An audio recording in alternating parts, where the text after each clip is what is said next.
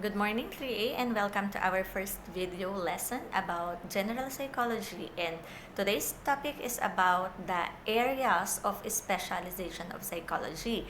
There are so many specialization under the psychology, but I would like to tackle some few of them. Okay, so we have the clinical psychology. Clinical and counseling psychology is the most widely practiced, especially in psychology. Ito yung pinaka ginagamit sa lahat. Sa lahat ng specialization, ito yung pinaka and commonly used. So, meron ding pagkakaiba yung psychologist sa psychiatrist prescribe medicine, while intervention. Clinical psychologists have doctoral degree in psychology, while clinical psychologists or the psychiatrists, on the other hand, have the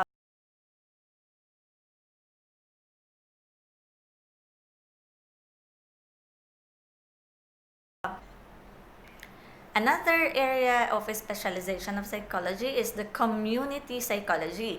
It focuses on providing accessible care for people with psychological problems.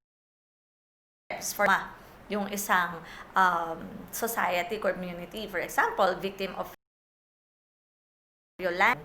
Ngayon, in our times, pandemic. So, yung nagkakaroon ng psychological problems due to this unexpected situation, sa kanila is community psychology.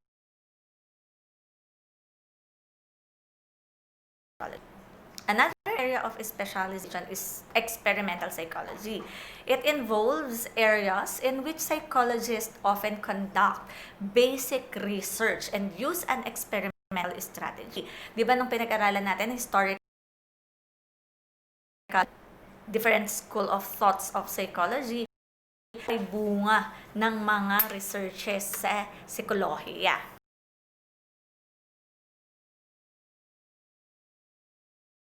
Ng researches ng isang psikolohiya. So, that is experimental psychology. Experimental, meron tayong independent variable and dependent variable. Yung independent control group, ito yung pagbabatayan. Yung experimental group or the dependent variable, sila yung experiment. Okay? Another specialization is the behavioral, neuroscience, and comparative psychology. It focuses on biological process, especially the brain's role in behavior. Ano ba yung role ng brain natin sa behavior ng isang tao? So, pinag-aaralan ito ng behavioral psychology. Another specialization is developmental psychology. Pag sinabi natin developmental, so it is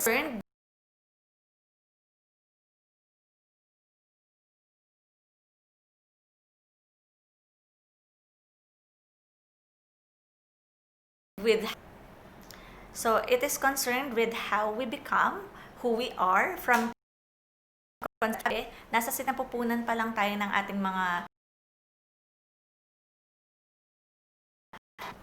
nabuo na yung ating pagkatao. So, it is from conception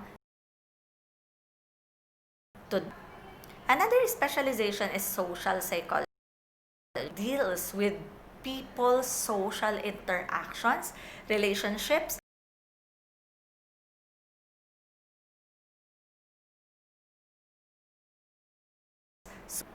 paano ba makisama yung isang tao sa isang tao? Paano ba makibagay yung isang tao sa isang tao? That is social psychology. Bakit may mga taong napakagaling? But on the contrary, meron din namang mga tao na talagang hindi marunong makisama, hirap pakisamahan. So, ang may dyan is the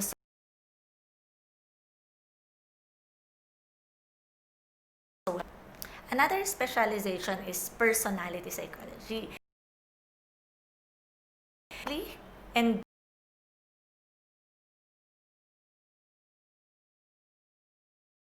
during Characteristics of individual. Ano ba yung personalidad ng isang tao? Yung attitude and behavior. Magkaibang attitude sa behavior. Yung behavior, kung pa-behave in accordance with the circumstances. Ikaw na talaga yan. So, it is a combination of your total characteristics. Another is school and educational psychology. Actually, ito yung dinoctorate ko, no? I am now an educational psychologist.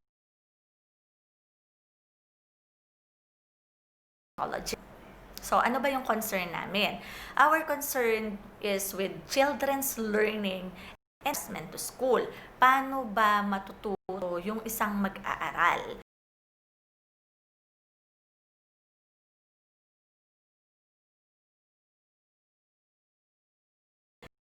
So, yun yung ginagawa ng mga school psychologist or educational psychologist.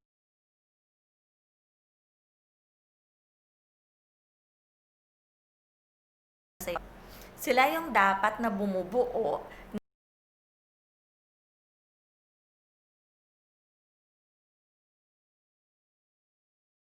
ng or makabagong para mas matuto pa. Another specialization is the industrial or organization. It deals with the work.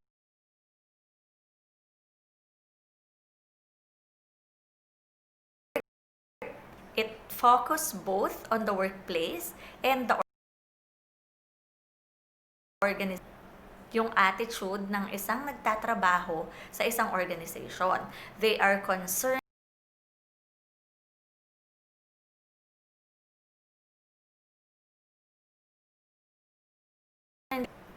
training, how to develop the employees, also how to motivate the employees para mas maging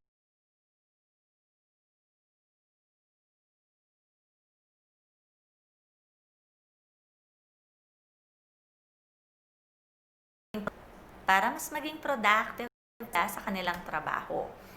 Another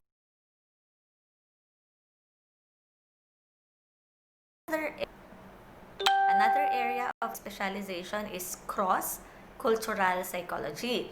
It examines the role of culture in understanding behavior, thoughts, and emotions. Pag sinabi natin cross-cultural psychology, ito yung behavior at culture ng ibang lahi sa ibang lahi. For example, ang kultura ng mga Filipino at papaano ba tayo mag-isip, papaano ba yung culture natin, papaano ba yung behavior. In comparison,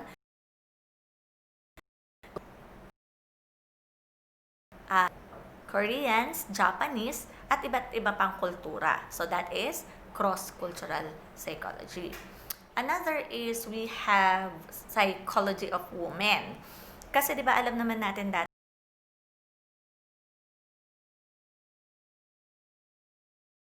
that women are being discriminated.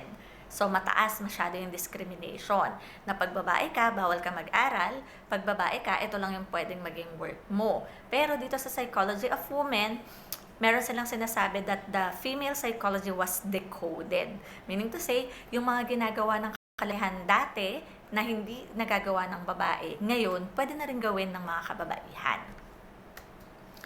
So another area is health psychology. From the word itself, no, health. So its approach is with the health that emphasizes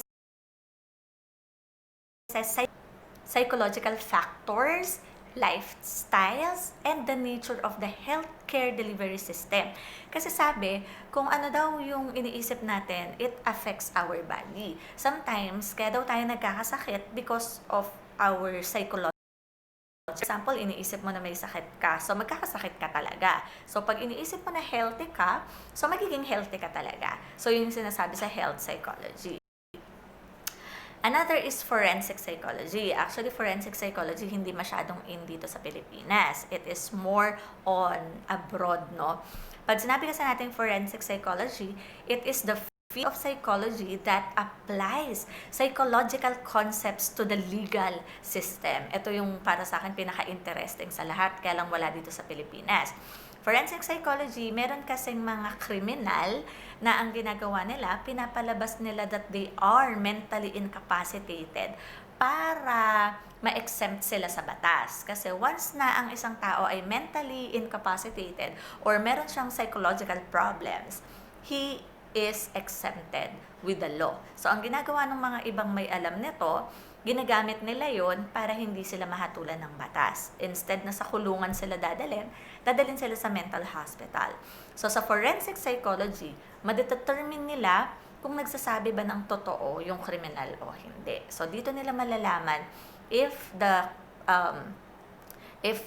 criminals is telling the truth. Another is sports psychology. It is the field of psychology that applies psychology's principles in improving sport performance and enjoying sport participation.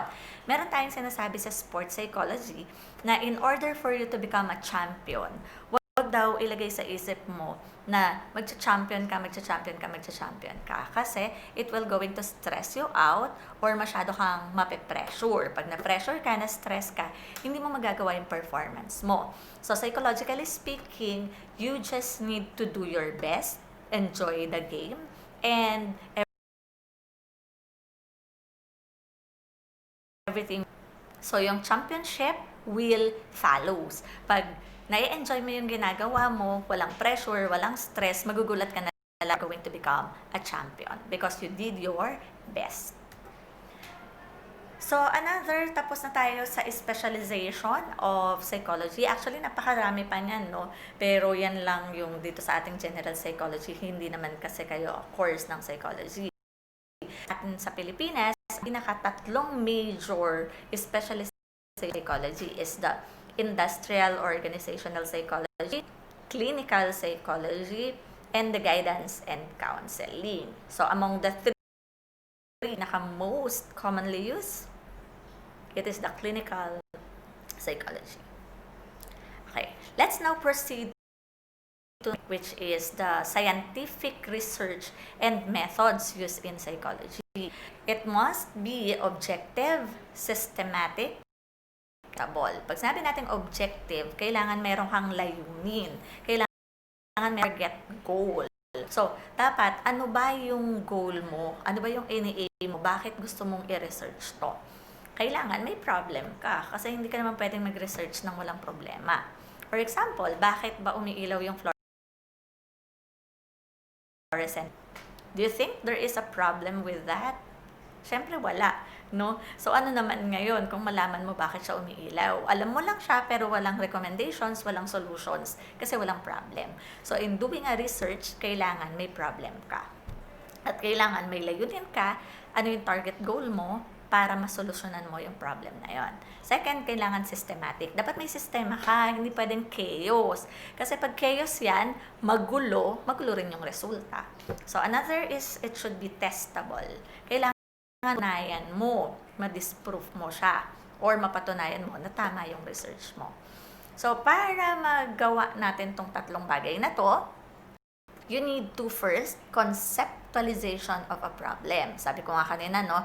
You need to conceptualize, define, and study a problem. So, ano bang mga problema natin ngayon dito sa Pilipinas? Lingering pa sa Philippines, walang kamatayang poverty. Another question in the Philippines.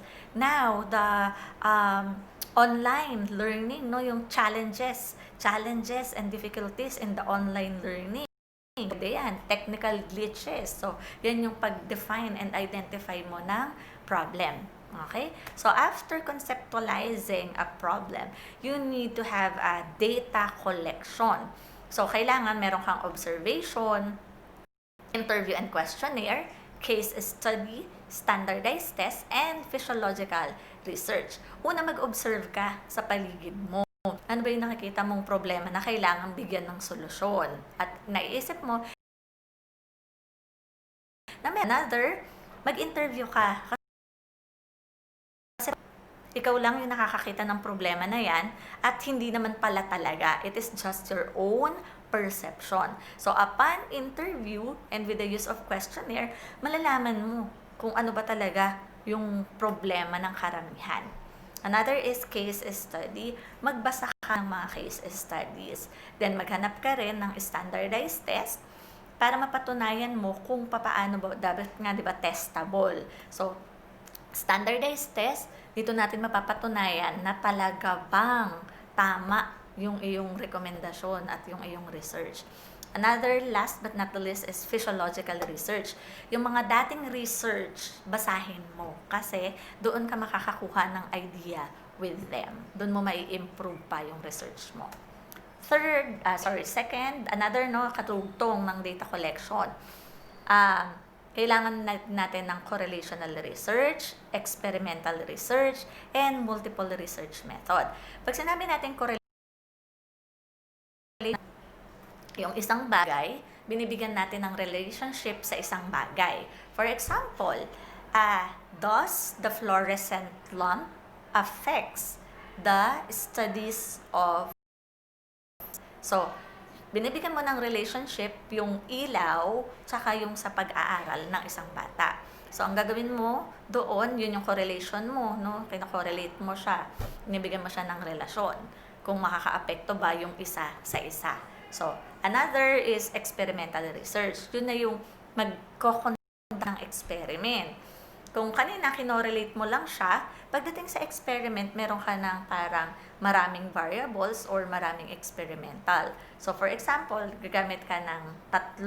Yung is 5 group of students, ang ginamit mo, fluorescent lamp habang nag-aaral. Yung isa, dim light habang nag-aaral sila.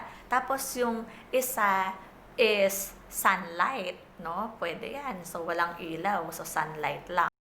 Ngayon, take for 5 students, titignan mo yung magiging resulta. Kung sino ba yung mas nag-improve yung study or academic performance nila among those 3 experiments. So, that is experimental research. Another is the multiple research method. Multiple research method, ito yung pinagsama-sama mo sila. And lahat ng pinag-combine mo sila. So, that is multiple research method. So, third, una, meron na tayong what? Conceptualization. Nakapag-conceptualize ka na ng problem.